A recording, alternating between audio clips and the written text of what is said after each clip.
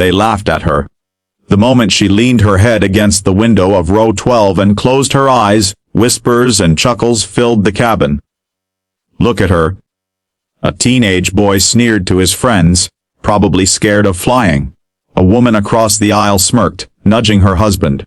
Sleeping before takeoff. How dramatic. No one knew her name. No one cared. To them, she was just another quiet passenger trying to hide in her seat.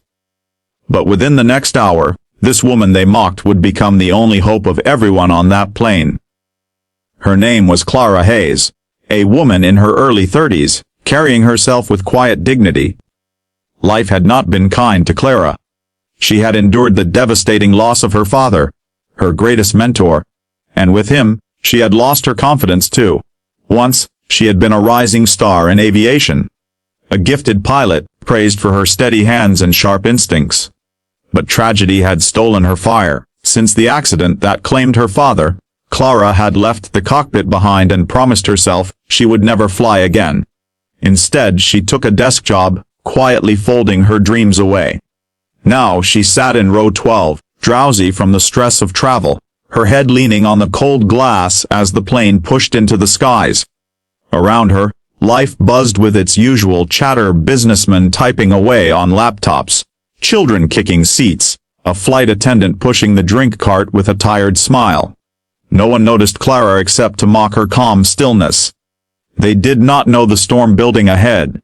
It began with turbulence. At first, just a light shake that caused a few nervous giggles. The seatbelt signs blinked on, and the flight attendants gently reassured the passengers. But then the plane jolted violently, sending drinks spilling and gasps echoing down the aisles.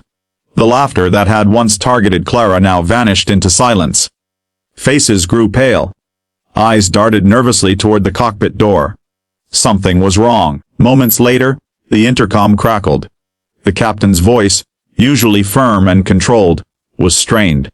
"Ladies and gentlemen, this is your captain speaking. We have an emergency."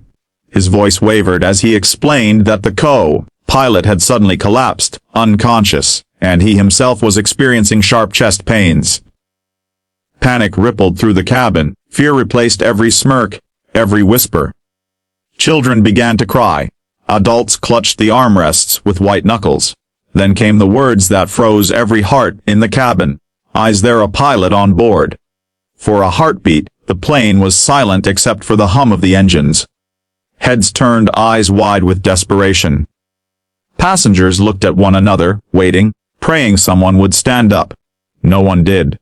The captain's voice came again, weaker this time. "Please, if anyone has flight experience, please come forward." And then, slowly, the woman in row 12 stood. Clara's legs trembled as she rose, and gasps erupted around her. The very same people who had mocked her moments ago now stared with disbelief. "You?" the teenager muttered. "Hair," whispered the couple across the aisle. Clara ignored them. Every nerve in her body screamed against stepping forward, but she thought of her father's voice. The lessons he taught her in the cockpit, his steady encouragement, and with that memory guiding her, she walked down the aisle toward the flight deck.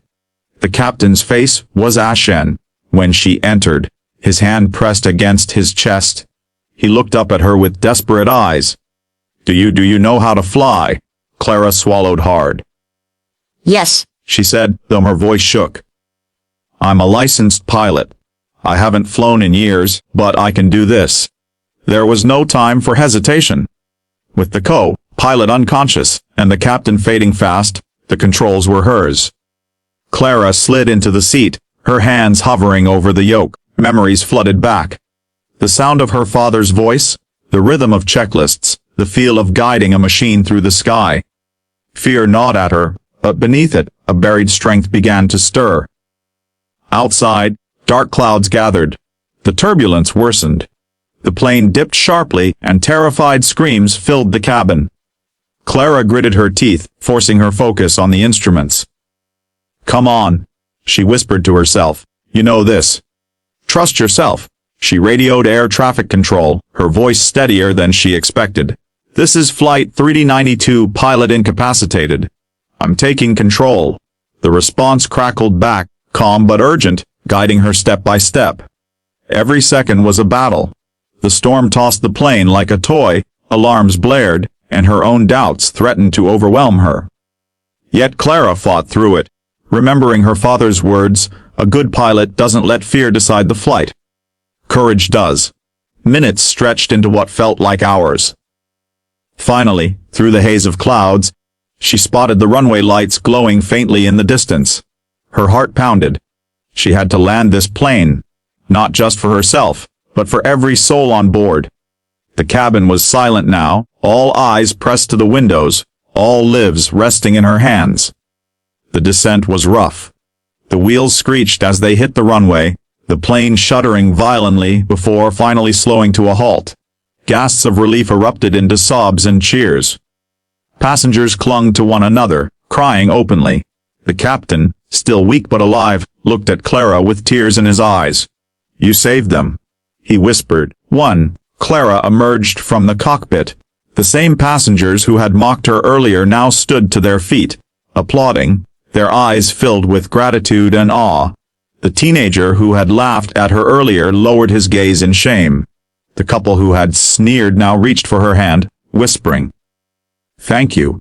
Clara didn't bask in the applause. Instead, she walked quietly back to her seat in row 12, her heart heavy but free. For the first time in years, she felt her father's presence not as a weight of loss, but as a guiding light. She had faced the fear that once chained her, and in doing so, saved countless lives. The message of that day lived on in every passenger who witnessed it. Never underestimate the quiet ones.